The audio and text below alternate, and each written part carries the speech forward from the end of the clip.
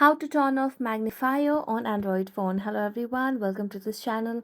I'm Emily and I'm here to help you out today. So without any delay, let's get started. So in order to turn off the magnifier on Android phone, what you need to do is tap on the settings of your device.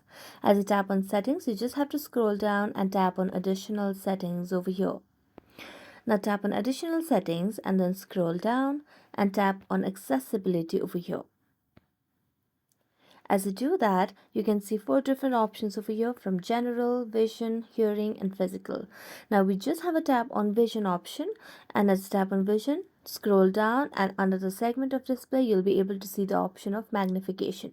So tap on it and here you can see the magnification shortcut that has been toggled on. So due to this you can just magnify the device screen on the Android device. So just toggle off this option and you'll be able to turn off the magnifier on Android phone.